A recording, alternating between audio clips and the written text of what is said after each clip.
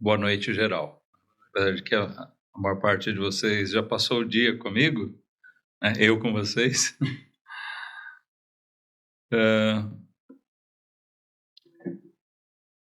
Mas hoje, irmãos, vamos meditar na primeira carta de João.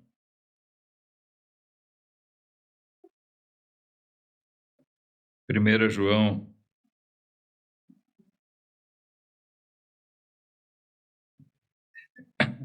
Nós vamos ler os versículos introdutórios dessa carta.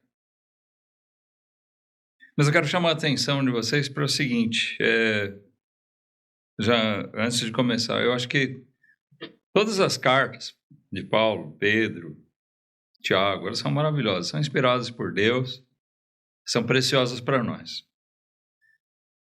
Mas eu acredito que nenhuma dessas cartas tem uma abertura, uma introdução tão preciosa quanto essa primeira carta de João. Porque já ele abre a carta falando de coisas maravilhosas, né? Não tem aquelas coisas, né? Uma saudação. Ele já vai direto. João entra direto no assunto, que é o objetivo da sua carta. Na verdade, o alvo do seu ministério, que era falar de Cristo. E é sobre isso que nós vamos falar um pouquinho hoje. Diz assim, os primeiros versículos dessa carta, João escreveu o seguinte: o que era desde o princípio, o que ouvimos, o que vimos com os nossos olhos, o que temos contemplado e as nossas mãos tocaram da palavra da vida, porque a vida foi manifestada a nós, porque a vida foi manifestada e nós a vimos e testificamos dela e vos anunciamos a vida eterna que estava com o Pai e nos foi manifestada. O que vimos e ouvimos, isso vos anunciamos, para que também tenhais comunhão conosco. E a nossa comunhão é com o Pai e com o seu Filho, Jesus Cristo. Estas coisas vos escrevemos, para que o vosso gozo se cumpra. E esta é a mensagem que dele ouvimos e vos anunciamos, que Deus é luz, e não há nele trevas nenhumas. Até aqui a nossa leitura. Vamos orar mais uma vez. Obrigado, Pai, pela tua tão preciosa palavra que nós temos diante de nós, por esse precioso tempo que nós dispomos para aqui reunidos em teu nome podermos entoar louvores,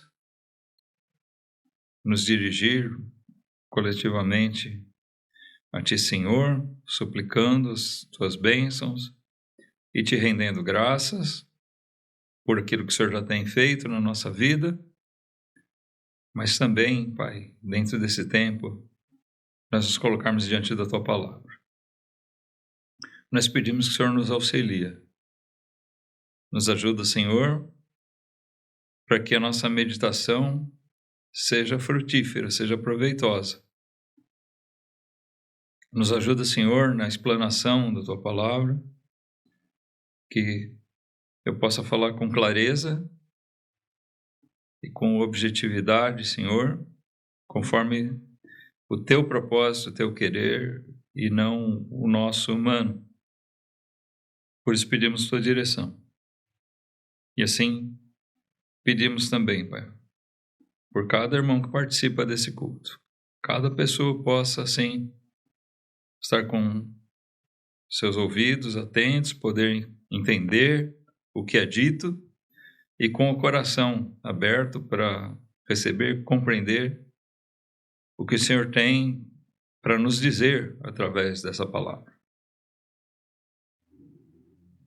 Que o Teu Espírito possa operar em nós, Senhor, nessa noite, bons frutos através da Tua palavra. Por isso nós pedimos, ser presente no nosso meio agora, Senhor. Que pelo Teu Santo Espírito nós possamos estar sendo iluminados pela Tua palavra tão cheia de graça. Em nome do Senhor Jesus é que nós oramos. Amém. Eu não sei se vocês já observaram aqui, mas essa primeira carta de João, ela inicia de uma maneira muito semelhante ao evangelho que João escreveu. Ou seja, ele se apega a basicamente os mesmos pontos.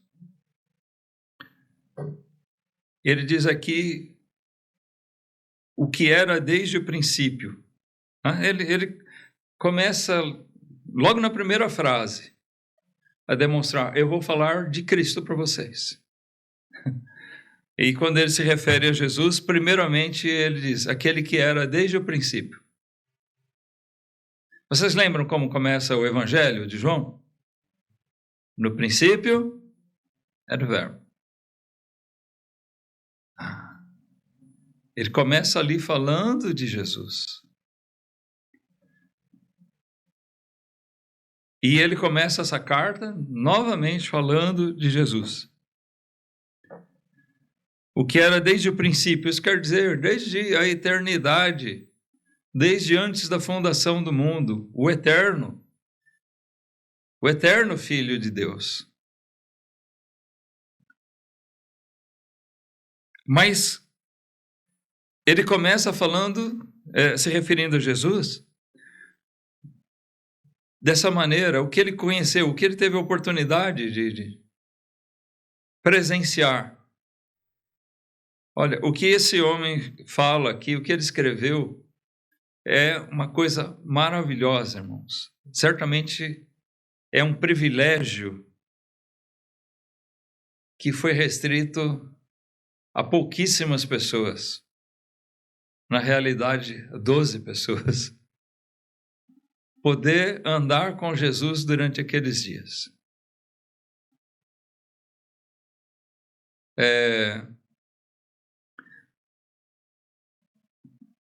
Talvez você já tenha tido a oportunidade assim, de desfrutar daqueles momentos. Sabe, quando a gente se reúne com alguém, algum irmão, uma família, que faz bem para nós vemos aquele ambiente, né, cristão, aconchegante, aquele tempo que a gente passa, né, num relacionamento de aprendizado, de comunhão. Já teve isso? Como é gostoso quando a gente recebe um irmão, né, uma família em casa, ou visita alguém e a gente pode desfrutar desses momentos. Faz tão bem para a gente. Não é assim? Quem já passou por isso? Quem já teve essa experiência? É tão gostoso isso. Olha, se você não teve essa oportunidade ainda, experimenta. Viu? É muito gostoso a gente poder desfrutar disso. Mas, se isso é bom, não há termo de comparação com o fato de estar junto do próprio Senhor Jesus, o Filho de Deus. Já imaginou você poder desfrutar de tempo, né? Jesus estar na sua casa, pessoalmente, ele te visitar. Todos nós, crentes, né? Nós temos que ter Cristo em nós. Ele tem que habitar em nós. Através do Espírito Santo, é uma maneira Cristo habitar em nós. Que nós possamos dizer, como Paulo, né? Não mais eu vivo, mas Cristo vive em mim. Por que Paulo dizia isso? Porque ele podia sentir realmente uma comunhão intensa com o Senhor Jesus. E isso era o que movia ele no seu viver. A presença de Cristo na vida dele. Ele não disse simplesmente, olha, Cristo é o meu guia. Mas ele ia além. Cristo é quem habita em mim. Não mais eu vivo, mas é Cristo quem vive em mim. Ele domina minhas ações. Ele reina na minha vida. Certamente, homens como Paulo tiveram o privilégio, sim, de desfrutar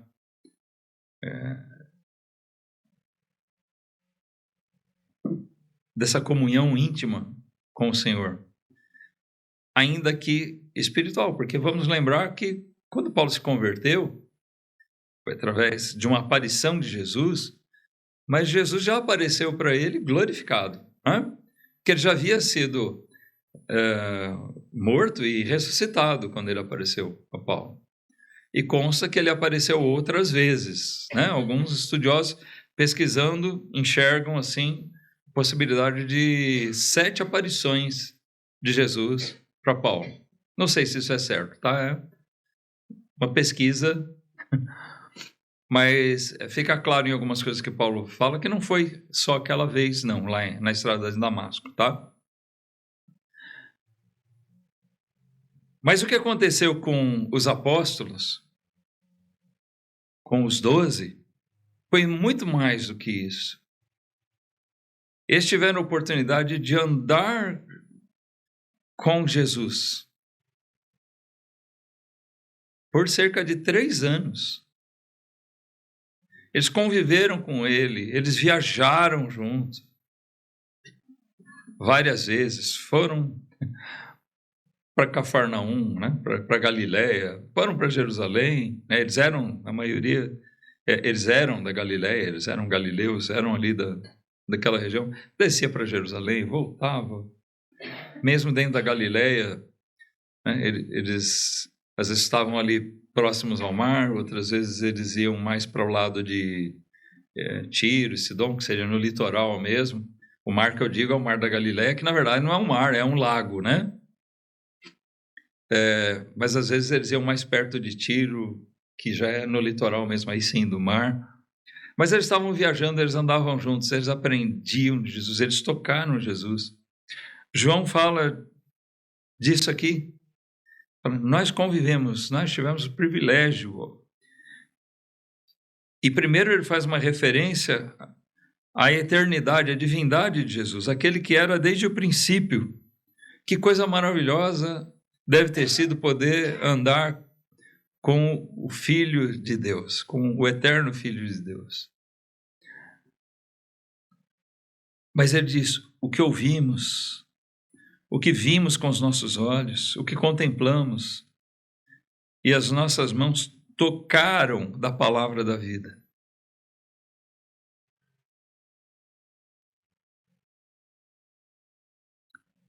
A gente tem um estudo aí que está parado momentaneamente, tá? Mas a gente vinha estudando sobre as parábolas de Jesus. O ensino de Jesus não se restringe às parábolas, mas grande parte do conteúdo dos ensinos dele, ele se valeu desse recurso. Mas como é maravilhoso a gente ouvir do ensino de Jesus. Com os adolescentes aqui, a gente tem estudado sobre os milagres de Jesus. A gente viu aqui vários milagres. Vários. A gente está lendo sobre essas coisas. Tem estudado, meditado um pouquinho, refletido a respeito do que cercou tudo aquilo. Que coisas fantásticas ele fez, que coisas maravilhosas ele ensinou. Que grande amor ele demonstrou nos seus ensinos, nos milagres, Ele curou tantas pessoas de tantos males. Mas mais do que isso, ele concedeu perdão a pecadores. E esse milagre, ele continua operando ainda hoje. Amém? Ele continua salvando pecadores. Mas olha, a gente ouve algumas parábolas, alguns ensinos de Jesus que foram repassados para nós, escritos, deixados através dos apóstolos. Nós vemos a narrativa, né, deles, como eles contam de algumas das coisas maravilhosas que ele fez. Mas esses homens estavam lá. Eles ouviram tudo isso. Já pensou? Eles ouviram e viram tudo isso. E muito mais.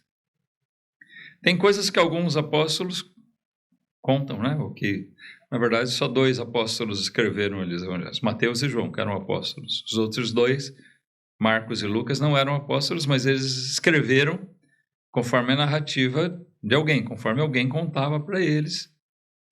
E, assim, sob inspiração divina, eles escreveram, não só pela ideia dessas pessoas, segundo se crê. Marcos, pelo conhecimento, por aquilo que Pedro viu, né? Pedro teria passado isso para Marcos, ditado talvez, e ele escreveu. E Lucas, que pesquisou com vários, né? Ele demonstra ter tido contato com a própria mãe de Jesus, com apóstolos contemporâneos de Jesus, que ele esteve com eles, com outros servos, e também com Paulo. Mas, especialmente, né, Pedro, aqueles outros apóstolos, Mateus e João, que escreveram para nós, eles contam algumas coisas. E nem tudo está igual. Tem coisas que constam em Mateus e não consta em João, por exemplo, ou vice-versa. Por quê? Porque absolutamente o que está escrito não é tudo que Jesus fez. Então, a um deles foi dado, né, ser lembrado pelo Espírito Santo, de escrever, de registrar determinada coisa, ou determinado aspecto do que aconteceu, e o outro conta ligeiramente diferente, porque ele mostra um outro aspecto daquilo que aconteceu. Ou ele conta algum milagre que Jesus fez, que o outro não conta. Mas talvez e provavelmente haja muita coisa que Jesus fez, ensinou e que nem chegou a ser registrado. Mas isso aqui era o que bastava para nós.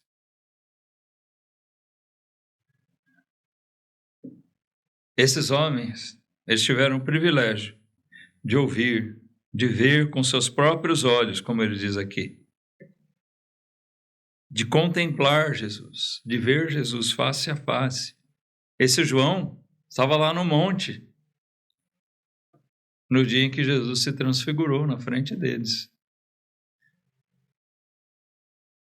Eles viram Jesus não ainda na sua forma definitiva, em corpo glorificado, mas ali ele manifestou sua glória de uma maneira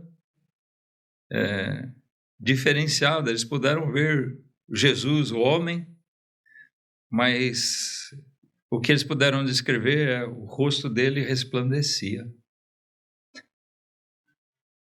Era sua glória divina transparecendo ali, mesmo ele ainda estando no seu corpo mortal, né? Aquele corpo que iria ser pregado na cruz pouco tempo depois.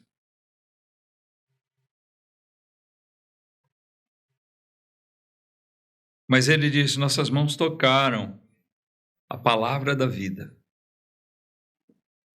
Aqui ele chama Jesus de a palavra da vida. De novo, nós vemos a referência de João, as mesmas coisas que ele diz no Evangelho. Como? Aqui a tradução diz, as nossas mãos tocaram a palavra da vida. Sabe que palavra grega é essa aqui? A palavra? Logos. Lá na carta, no Evangelho, melhor dizendo, nós lemos, no princípio era o verbo. Sabe que palavra é essa? O Logos.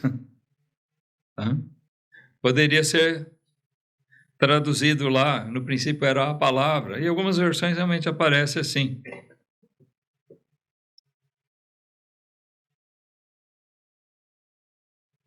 O verbo, o Logos, era um conceito bem conhecido na época do Novo Testamento, vem dos gregos, né, da língua grega, da cultura grega. Era um conceito de que o Logos era o agente promotor da vida, aquilo que move o mundo, tá? Resumindo a ideia assim, em geral.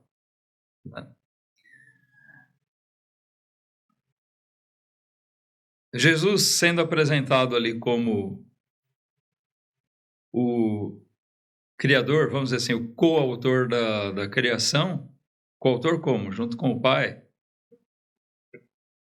Ele estava com o Pai. Ele estava com Deus e ele era Deus ao mesmo tempo. Poxa, como é que a gente pode entender isso? Os apóstolos, eles puderam conviver com Jesus e olhar para aquele homem e saber, esse homem, ele não é um simples homem. Ele é Deus. Olha as coisas que ele faz. Às vezes eles se espantavam, né? Quando ele exerceu sua autoridade, seu poder sobre o mar, sobre a tempestade, e eles sabiam o que era a força da tempestade ali naquele mar da Galileia. Eles, como pescadores, né? Eles sabiam bem o que é isso. Pedro, André, João, Tiago, que eram pescadores, eles conheciam muito bem isso. É certo que muita gente já tinha morrido no meio de tempestades assim. E Jesus exerceu seu poder com a simples palavra. Ele ordenou e assim aconteceu. Assim, várias coisas que ele foi fazendo, eles foram enxergando cada vez de forma mais clara quem ele era. E tendo a oportunidade de conviver, como João diz aqui, nós tocamos ele.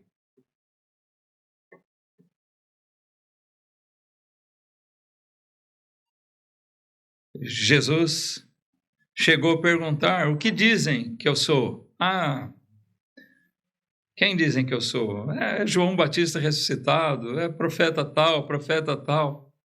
E vocês, o que dizem? E Pedro teve a resposta certa.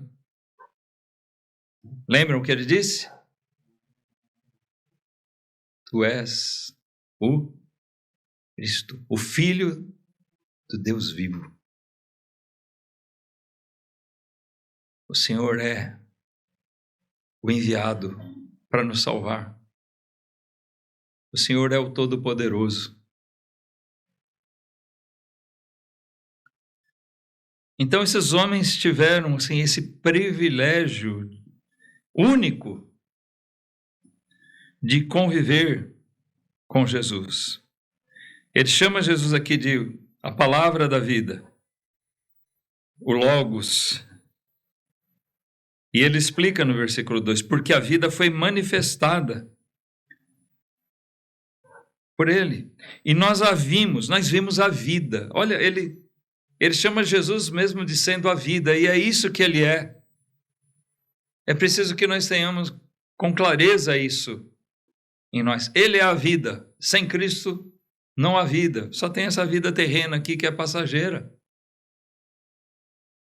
mas não é vida espiritual, vida eterna. A vida está em Cristo. A vida é Cristo. Ele diz, a vida foi manifestada e nós a vimos. Ele está se referindo ao fato de ele ter visto Jesus. E testificamos dela. Nós testemunhamos tudo o que ele fez. E vos anunciamos a vida eterna. A base para eles pregarem a salvação, a vida eterna, era essa convicção de que Jesus é o Cristo, o Filho de Deus, que veio ao mundo para salvar pecadores, para fazer para si um povo especial, zeloso de boas obras, um povo separado para a glória de Deus.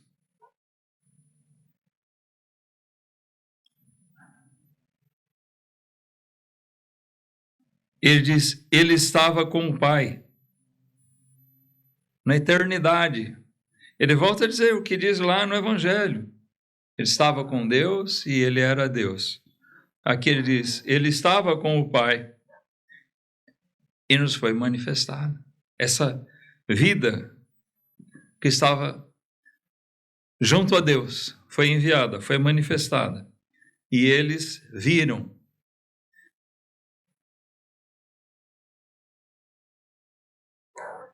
Quando Pedro deu aquela resposta corretíssima a respeito de quem era Jesus,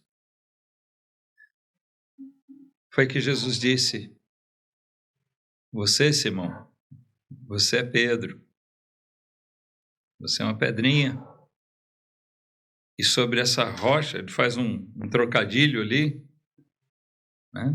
Petros, Petra, ele diz, sobre essa rocha, eu edificarei a minha igreja. A igreja de Jesus Cristo, ela é edificada em cima dessa verdade. Não é sobre Pedro. É sobre a afirmação de Pedro. A edificação da igreja, ela ocorre através da propagação de que Jesus é o Cristo. Ele é o Filho de Deus vivo. Ele é o enviado de Deus para salvar. Essa igreja que existe hoje, não como um clube social,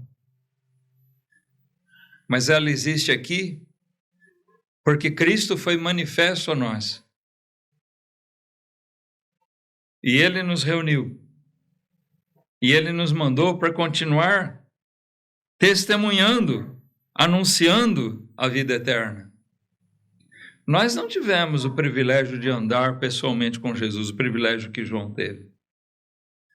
Mas os apóstolos foram deixados justamente para isso, para que eles ensinassem alguns, que mais tarde ensinariam outros, e assim sucessivamente, até que ele volte. Quando ele deu a ordem, ide por todo o mundo, vão fazer discípulos. Batizem os que crerem. Ensinem tudo que eu tenho deixado para vocês. É o que João se propõe a fazer aqui. Ele anuncia Cristo, e é o que ele fazia, e ele procura ensinar mais daquilo que ele aprendeu dele. Não valeria de nada ter andado com Jesus se ele não tivesse aprendido nada. Mas ele tinha muita coisa para nos dizer. No versículo 3 ele diz, o que vimos e ouvimos, isso vos anunciamos. Nós não falamos do que vem na nossa cabeça assim, do nada. Os apóstolos não ensinavam o que eles aprenderam numa universidade, até porque eles não cursaram uma universidade. Eles eram homens simples, de pouca cultura. Mas Deus deu a eles o conhecimento daquilo que é essencial para os homens: conhecer a Deus, conhecer a Cristo.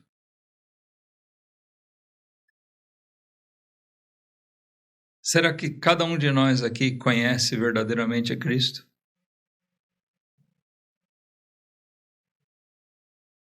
Será que você já teve mesmo a oportunidade de conhecer a Cristo, de poder entender o que é aquela definição, aquela resposta de Pedro?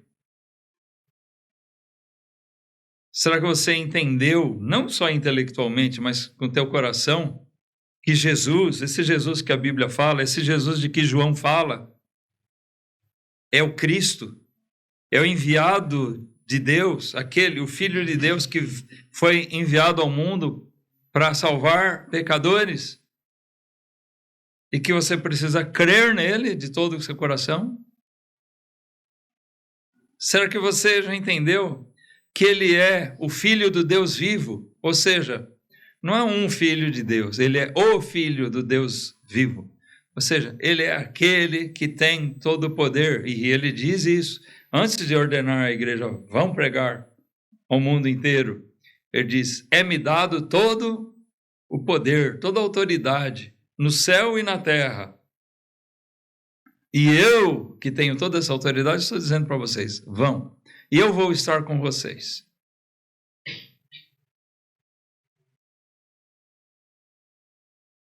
Ele esteve com os apóstolos, e ele prometeu estar com a sua igreja. Por quê? A promessa de Jesus não é uma promessa restrita àqueles homens. Ele diz: eis que eu estou convosco até a consumação dos séculos, a consumação dos tempos. Então a gente pode entender que aquilo não era uma promessa específica ou exclusiva para aqueles apóstolos que estavam ali, mas para eles e para toda a descendência espiritual que viria deles, né? Ou através deles, naqueles que nasceriam de novo, através da pregação do Evangelho. A pregação do nome de Cristo.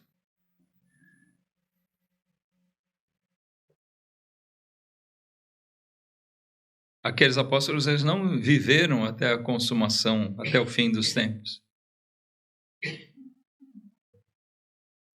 Mas a promessa se estende para as igrejas que sucederam, né, que foram geradas por aquela primeira que Jesus estabeleceu ali.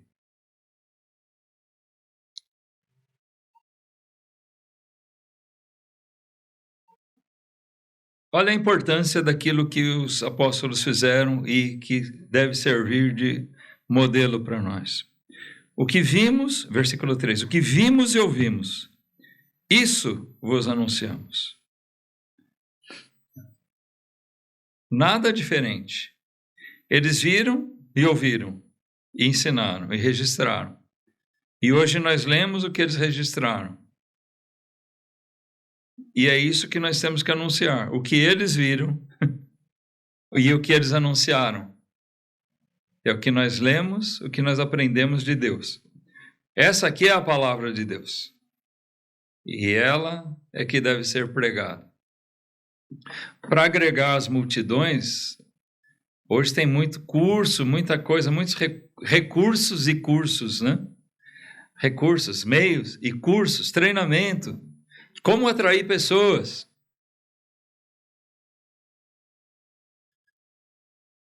Como atrair e seduzir as pessoas para fisgar elas, para serem adeptos. A Igreja de Jesus Cristo não tem que se preocupar com isso. Ela tem que se preocupar em anunciar a verdade. O que vimos e ouvimos, nós devemos anunciar. Amém, irmãos? Nós precisamos pregar. Porque as pessoas precisam ouvir. Elas precisam ouvir, precisam ler, elas precisam conhecer, elas precisam saber. Nós precisamos falar de Cristo. tanto quanto os apóstolos precisavam falar, nós precisamos hoje.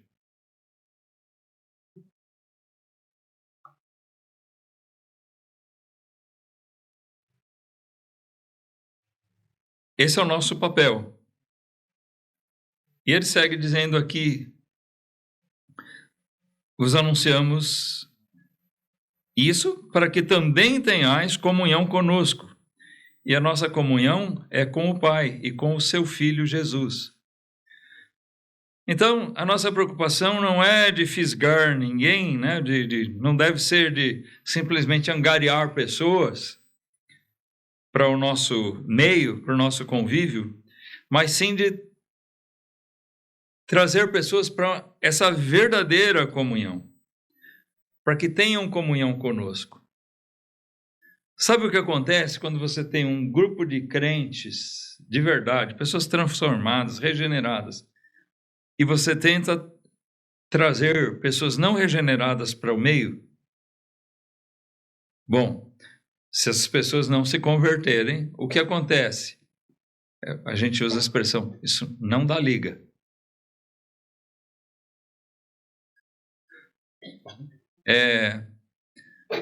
Não se mistura, não junta. Porque as coisas que agradam ao salvo são as coisas espirituais.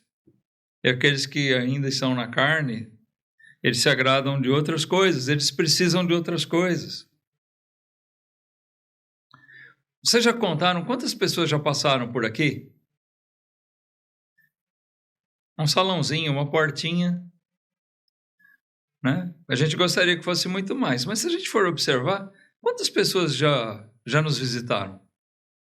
Uma vez, duas, às vezes alguns até mais. Você já se perguntou? Eu, né, recentemente estava intrigado. Poxa, tem pessoas que dizem que gostaram tanto, mas elas não voltam mais. O que acontece?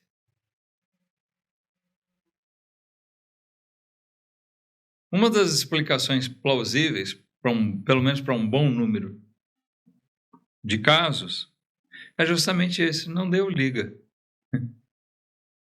O que eles viram aqui não é o que eles querem.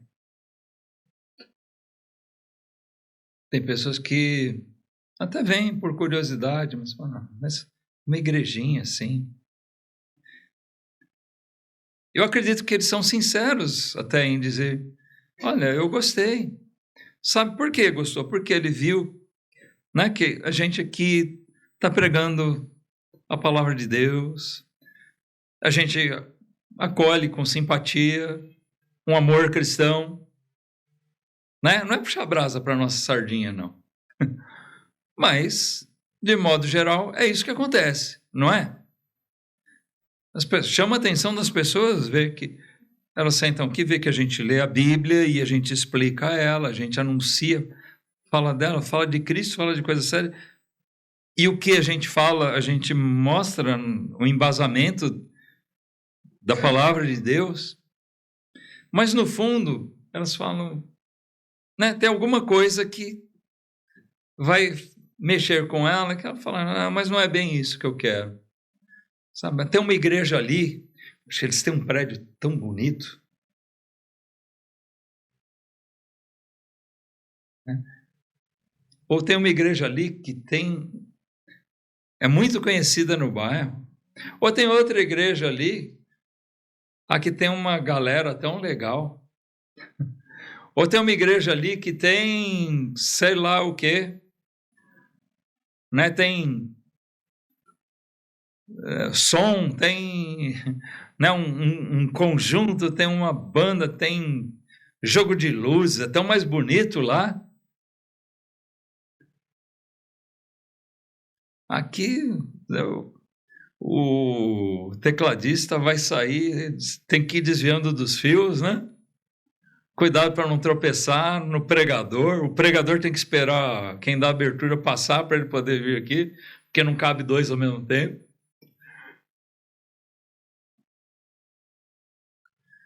As coisas simples às vezes, não são aquelas que essas pessoas estão buscando. O que atrai é diferente. E eu fico pensando, como será que eram os cultos do tempo dos apóstolos?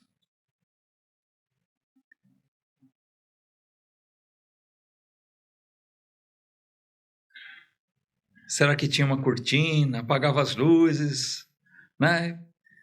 Hoje nós temos um pregador super especial. Eu apresento Paulo de Tarso. E abria, jogava luzes, né? Será que tinha show assim? Não. Era tudo na simplicidade. Com certeza, irmãos.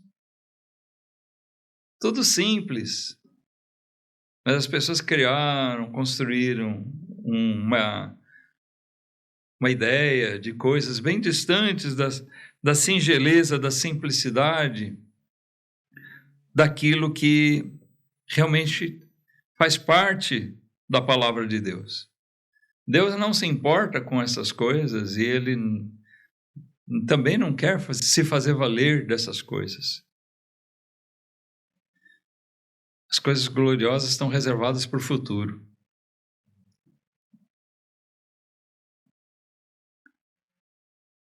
Aqui, a coisa mais preciosa que tem é a pregação fiel da palavra de Deus. É aquilo que João fazia. O que nós vimos e ouvimos, nós vos anunciamos. Ele fala, a nossa comunhão é com o Pai e com o Filho Jesus Cristo. E nós anunciamos isso para vocês, para que vocês venham e tenham comunhão conosco. Só é possível ter comunhão, né? Quem vem ter comunhão conosco, se eles também tiverem comunhão com o Pai e com o Filho. Se não for por esse evangelho, isso não acontece. Estas coisas vos escrevemos para que o vosso gozo se cumpra. E esta é a mensagem, versículo 5, esta é a mensagem que dele ouvimos e vos anunciamos, que Deus é luz e não há nele trevas nenhumas. Jesus veio e manifestou isso. Aliás, lá em João 8, Jesus mesmo afirmou, eu sou a luz do mundo. Lá, no princípio do evangelho de João, ele mesmo já diz, ali estava a luz. Né? Ainda se referindo ao verbo, a Jesus. Ele é a luz. Ele é a vida. João vai apresentar aqui, vai falar sobre Jesus, o papel dele e a nossa relação com Deus, calcada nessa intervenção de Jesus. Ele é a vida, estava guardada. Ele veio para nos dar vida. João diz, nós vimos com os nossos próprios olhos, nós tocamos esse, que é a própria vida, que foi enviado dos céus, para nos dar vida eterna.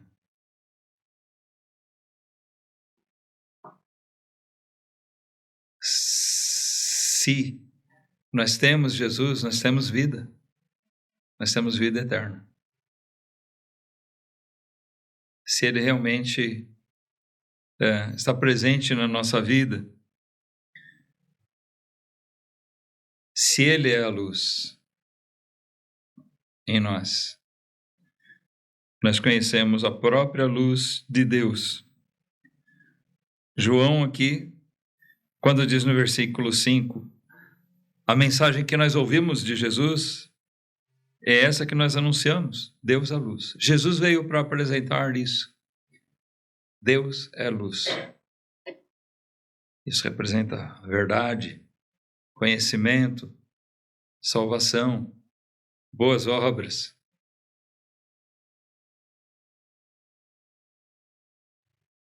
Deus se manifesta na nossa vida dessa maneira. Em seguida, nós não vamos avançar aqui, mas em seguida João segue dizendo, em cima daquilo que Jesus manifestou a respeito de Deus? Ele diz, olha, ele nos mostrou que Deus é luz. E se nós dissemos que temos comunhão com Deus, então nós também andaremos na luz.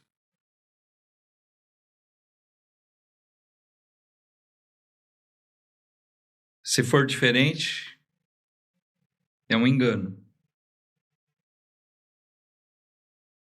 Uma das maiores tragédias humanas talvez a maior tragédia humana, é o homem se enganar. O ser humano que se engana, talvez considerando que ele seja bom, que ele seja digno, merecedor de alguma coisa, considerando que ele tenha a Deus sem de verdade ter. Porque João diz que Jesus mesmo mostrou. Deus é luz. E aqueles que estão em Cristo, aqueles que estão em Deus, eles andam na luz. Então, se eu andar nas trevas e disser, mas eu sou de Deus, eu sou um filho de Deus, estou me enganando. Isso é a maior tragédia humana, mesmo. É pior do que aqueles, pior essa situação do que aqueles que não conhecem a Deus. Porque talvez aquele não conhece a Deus e seja questão de ele conhecer, de ele ouvir a pregação, de ele ouvir sobre Jesus. Talvez ele creia, talvez não. Mas pior é aquele que ouve de Jesus e mente para si mesmo, dizendo, eu tenho Jesus, eu sou de Deus, sem ser. Na prática, ele não vive assim. O João chama atenção, nós aprendemos de Jesus que aqueles que estão na luz, que estão em Deus, eles realmente andam na luz. Eles vão viver aqui confiados em Cristo e isso vai mudar toda a vida deles. Esses homens aqui, João e os outros, tirando Judas, eles tiveram a vida deles totalmente modificada. Já pensou nisso? Eles foram transformados mediante a conversão e ainda depois Jesus tirou eles da sua vida comum e colocou eles numa vida desafiadora. Para alguns que eram pescadores de peixe, ele disse, olha, deixa aí as redes, vocês não vão pescar mais peixe agora. Vocês vão ser pescadores de homens.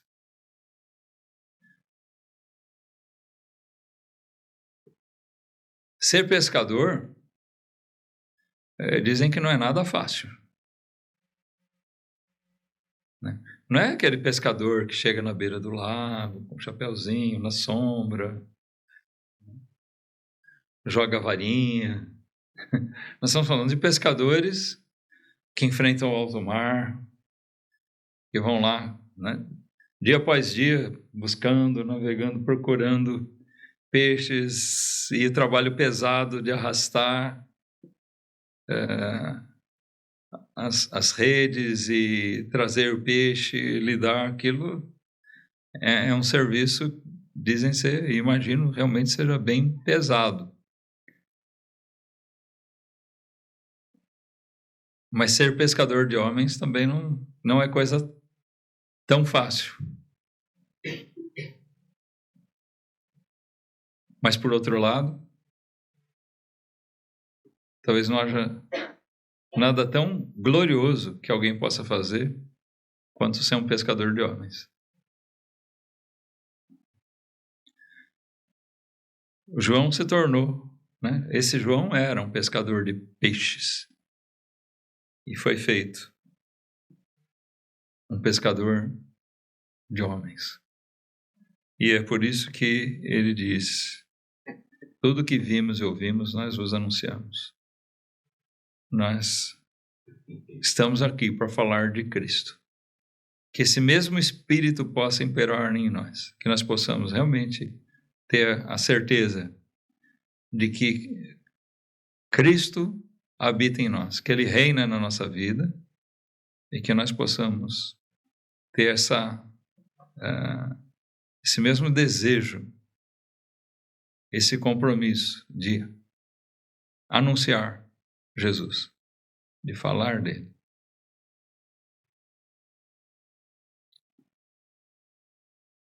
Vamos orar?